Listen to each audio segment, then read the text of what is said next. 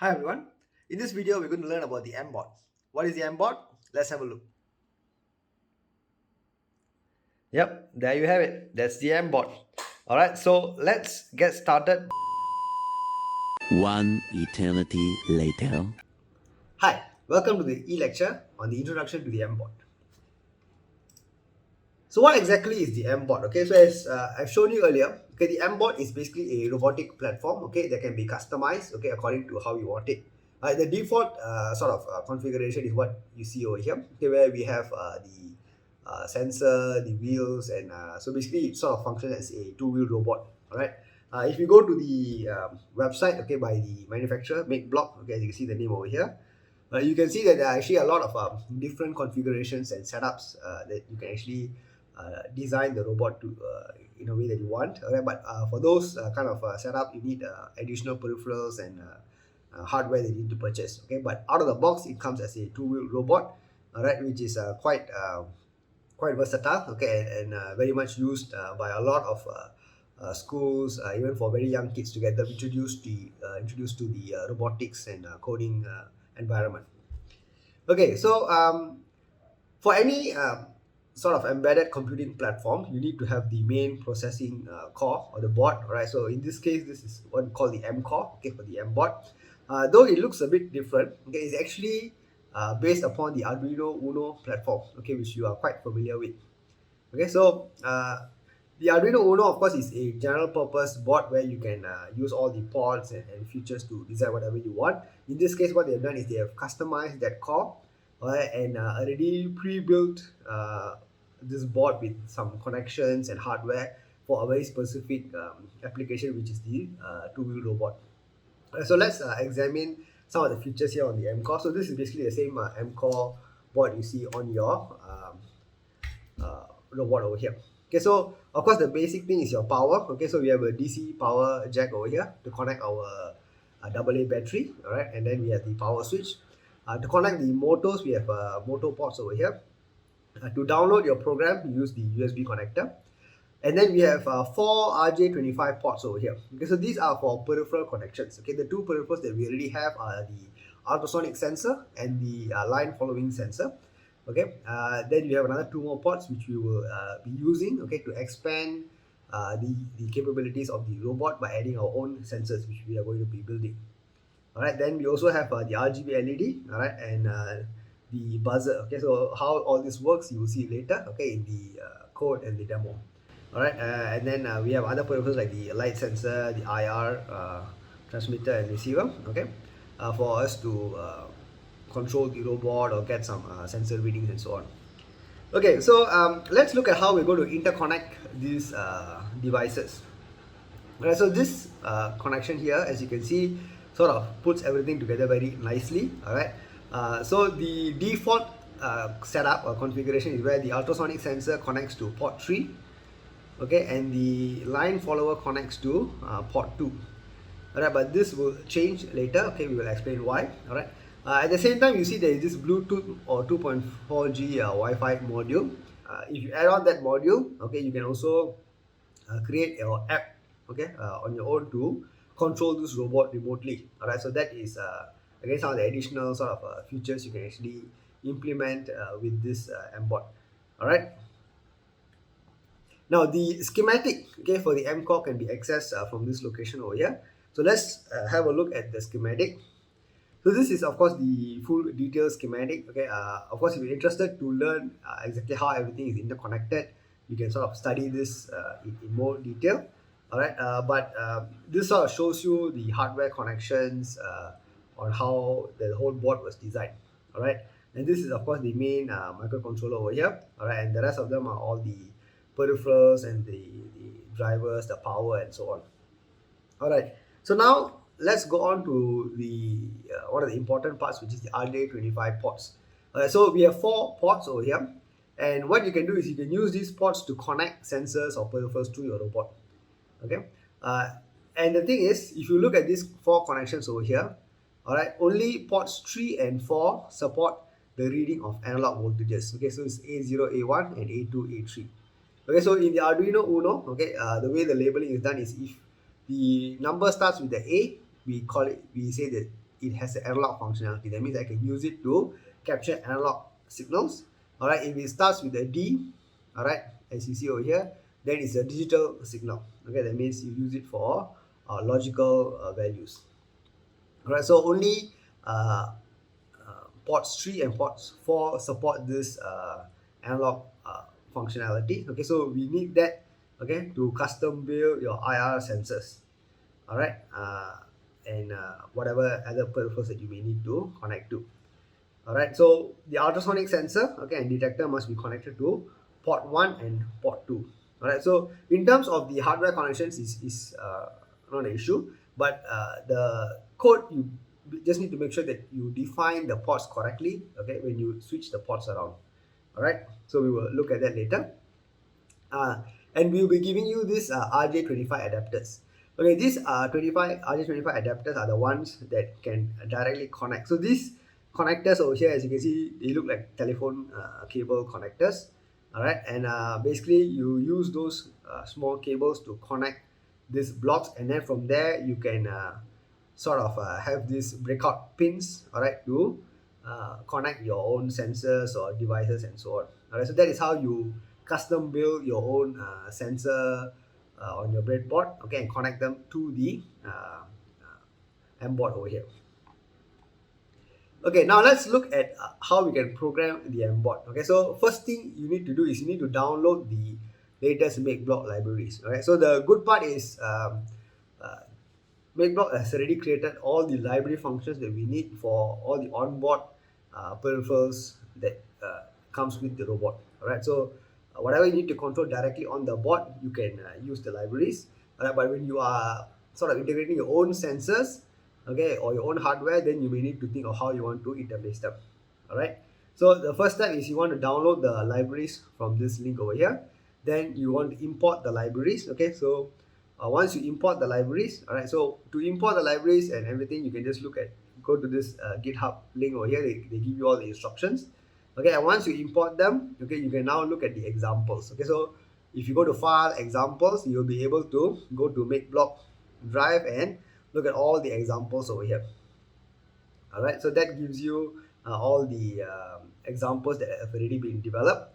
All right, and over here you can also look at the default factory firmware. So the default factory firmware is the one that the robot actually comes shipped with.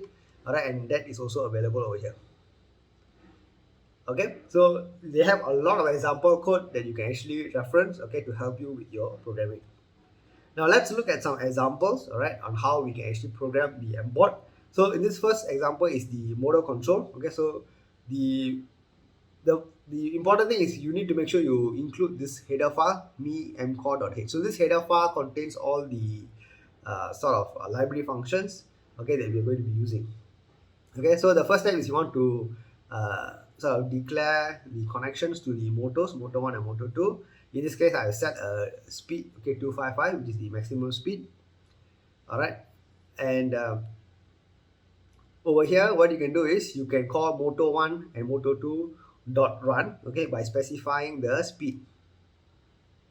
All right, so as you can see, one of it has to be negative, the other has to be positive. All right, because the motors, okay, have to turn in opposite directions, all right, in order to move it either forward or backwards. All right, so that is a thing you need to note. So in this example, what you will do is you move the robot forward, okay, and after that I will have a delay, okay, of 1 second. Now after that 1 second, I run both the motors, okay, with the same sort of polarity of motor speed. That means either both positive or both negative. Okay, when it's both positive or both negative, what happens? Okay, that means they are both going to be turning in a sort of same direction. Okay, but since they are actually opposite each other, okay, because one motor is in this direction and the other motor is in this direction, okay, I mean the way they are sort of connected on the board. So when they are both given the same polarity, okay, of the motor speed, what happens is actually what you have is a counter turn. So a counter turn basically means on the spot the robot will either turn anti-clockwise or it might turn clockwise. All right, and what I'm trying to do here is I'm trying to achieve a 90 degrees turn. Okay, and then after that I stop. Okay, So after I stop, I take another delay, all right, and then the whole thing repeats in a loop. All right, so one of the important things to note is we do not have any encoder feedback. Okay, so when you are running a motor, okay, one of the ways to know the actual distance travel is through encoder feedback. Okay, but we do not have that over here. So in order for you to have accurate turns is quite a challenging feat. All right, so what you need to do is you need to keep running sort of trial and error approach to figure out what kind of delay and what speed. Okay, so you need to look at two things: the delay and the speed. Okay, that you need to sort of pair up to achieve a particular turning angle that you want. All right, so that is uh, the kind of sort of way you calibrate your motors, okay, to behave in a particular way. And of course, since we know that the turning is not accurate, so when you start to move straight, your sensors that you use, okay, on both the right and left of the robot will be critical to ensure that you are able to move straight. All right, so let's look at an example over here, okay, to see how the robot is going to behave with this code. Alright, so as you can see over here, what is happening is the robot is moving straight, then I do a left turn, alright, then it stops, then it goes again, and it just repeats in a loop. Okay, and as what I mentioned, it is not a perfect 90 degrees turn, alright, so there is some angle that it goes off by, alright, but again, inside your maze, okay, you have the walls at the side, so by using the sensors at both sides of your robot, you must be able to realign your robot, okay, while it is moving so that it goes straight. Alright, so that sort of shows you the example for the motor control. Now let's look at the buzzer feature. So there is already a built-in buzzer on board the mBot. Alright, so it allows us to just create some simple some tones. Okay, so this example over here, basically what it does, it just creates a sequence of random numbers, all right, and plays it for again random duration. All right, and to play the music, you just need to call buzzer.tone by passing in the note that you want, which is the frequency, okay, and the duration. Okay, this is the time delay for each, or the time duration for each note. All right, so let me just show you a demo of how this code is going to work.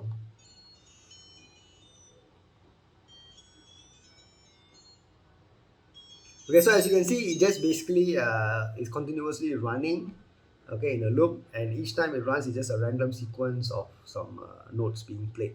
Alright, so this is just something that you can try out, okay, and see how it works. Okay, so the next thing is the RGB LED. Okay, so the RGB LED on board can also be used to generate specific light sequences that we want. Okay, so in this case, we can use the built-in function, which is the LED dot set pin. Alright, so this set pin is fixed. Okay, you do not change this number. Alright, so that is because of the hardware configuration already on the board. Okay, and then what I can do is I can choose to configure whichever LED that I want. So the first parameter here is either the LED 0 or LED 1. Okay, and then the rest is basically the RGB values. Okay, R, G, and B values. Okay, so I can choose to set them to any particular combination to get the color that I want. Okay, and once I set the color, I need to call LED.show to light up the LED. Alright, then I have a delay to wait for a while before the next sequence comes again. So let's see a demo of that over here. Alright, so as you can see, the RGB LED is sort of is going in some sequence, okay, based on the code over here. Alright, so there's white light when all of them are on, then you can toggle between red, green, or blue, and so on. Okay, so that all depends on the values you put here for the functions. Alright, now let's look at the black line finder. So the black line finder, or the sensor, okay, at the bottom of the mBot is able to detect, okay, the presence of a black strip of line, okay, below the robot. Okay, and to do that, basically you declare the line finder, or you use the line finder function. Okay, all you need to do is to call line finder.read sensors. Okay, and this actually gives us 4 values. Okay, why 4 values? Because you have 2 sensors at the bottom. Okay, so if you look at your robot, okay, at the bottom you have 2 sensors. Okay, so what it does is it actually gives you an indication of whether which of the sensors are detecting the black and which of them are not detecting the black. Okay, so again, this is quite useful because sometimes when your robot reaches a line, okay, so let's say this is my black line, okay, because your robot may be slightly tilted, okay, it could be a case where your robot is somewhere like this, okay, then maybe only one sensor, okay, is sort of touching the line, okay, so you might still want to stop it, because if you wait until both the sensors cover the line, okay, maybe you are too close to the wall. All right, so that is where the sort of 4 different outputs, okay, from this function can help us. All right, so let me show you a quick demo. So you can focus on the top part of the screen here, where there is a serial output printout over here. Okay, basically what I'm doing is I'm running the code while moving this black piece of paper below the sensor. Okay, so let's see what happens. So as you can see, currently it's out and out. Once I move in, it changes to in, and then again out, and so on. Okay, so in this case, both of them are changing at the same time. I mean S1 and S2, because the paper is aligned very nicely to the sensor. Okay, so that is how this black line finder or sensor works. Okay, next is the light intensity sensor. So light intensity basically allows us to detect how bright a light is. Okay, and that is again using the built-in function. And all you need to do is to call this function called light sensor.read. Okay, and what it does, it just gives me a value based on the sensor value read from the onboard sensor directly. Alright, so again, let's look at this demo over here, and you can focus on the value being printed out on the top of the screen here. Okay, so by default it's around 900 plus here, and then it becomes 1000. Okay, and then it goes back. So I think the important thing is you can see there's a change. All right, the default value already you can see is quite high, because the light sensor currently is not shielded in any way, so it's exposed to the ambient light. Okay, so when you use a light sensor, okay, you have a targeted source of light, what you want to do is you want to sort of enclose the sensor, okay, in a way that you do not allow the ambient light to affect it too much. All right, so that is those are all the things you want to take note of when you are working on the project. Okay, and then the ultrasonic sensor. So the ultrasonic sensor is again a very nice sort of sensor to use. It's very easy. Okay, basically once you use this function, okay, you just call this built-in tool here, ultrasonic.distancecm, and it automatically just gives us the distance directly. All right. Okay, so this library function, as you can see, sort of abstracts all the lower level calculations, everything for us, and you just give us the direct reading. Okay, again, let's look at this demo over here and see what's happening. Okay, again, focus on the distance. Okay, so as you can see, I'm using a white piece of paper. All right, and as I move closer, the distance is getting smaller and smaller. Okay, and as I move further, it goes larger and larger. All right, so for the project, when you are using this, please make sure you use the correct white panel, okay, that you have in the maze. All right, that will make sure you have the most accurate readings for the sensor. Okay, do not use a white paper or any other type of sort of surface, okay, because you want to make sure you use the same surface that your robot is going to be sort of facing in the maze itself. Okay, so the last peripheral that we're going to be looking at is the input button, which is the onboard button. Alright, and basically we can sort of write a simple code to detect whether the button is pressed or not. Alright, so let me just show you the demo over here. Okay, so as you can see, looking at the serial monitor at the top of the screen here, initially it's not pressed. When my finger touches the button, it says to button press, okay, or not pressed. Okay, so the code, as you can see, is quite straightforward. Just by looking at the analog read, okay, of the pin 7, you are able to detect whether the button is pressed or not. Okay, so this is one way in which you can sort of trigger an event, or it could be the start point or what. Okay, so it's up to you, okay, whether you want to use this button, okay, as a way to start the robot, okay, or if not, you can just say the moment I power up the robot, it straight away starts moving based on the sensors and so on. Okay, but this onboard button is one way of triggering some events. Okay, so that brings us to the end of all the peripherals that you wanted to discuss. Okay, now let's look at the important points over here. All right, so the color detection, all right, if we are using the onboard RGB LED and so on, okay, for the color sensor, then you need to remove the top cover, okay, as what I have shown you over here. Okay, so what you need to do is, if you are using the onboard RGB LED, then you need to remove the top cover so you can actually see the RGB LED clearly. All right, the next thing is the ambient light. Okay, so the ambient light always plays a part, okay, for your color sensing ability. So you want to make sure you do some shielding, okay, of your LEDs to make sure that it is sort of focused and targeted without any or with minimal interference from the ambient light. All right, um, and when you are mounting your mCore, okay, make sure that your RGB LEDs and light sensors are at the front of the robot. So this is again what we mean is this board, you can actually flip it the other way around, all right, and also sort of still sort of connect it, all right, but if you do that, then your RGB LED and color sensors are towards the back of the robot. All right, so just make sure they're at the front of the robot. So if you're using the onboard sort of LEDs, then it's sort of more aligned to where the color panels might be placed. Okay. The next thing, okay, this is very important. The response of your motors and sensors are very dependent on the supply voltage. So in this case, it's your batteries.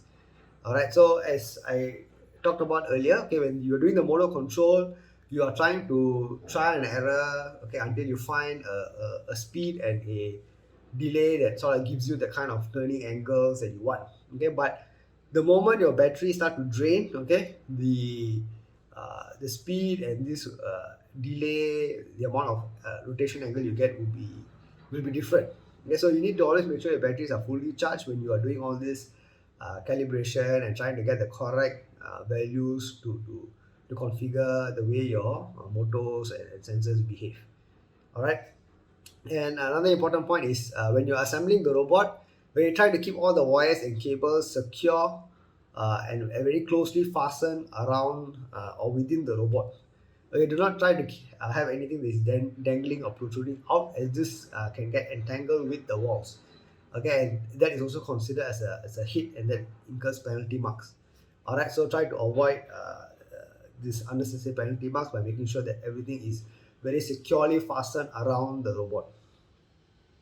Okay, again, please make sure your batteries are fully charged. Okay, you can always keep track of your VCC voltage from time to time, and the moment you see that it's starting to drop, all right, then you want to charge your batteries again.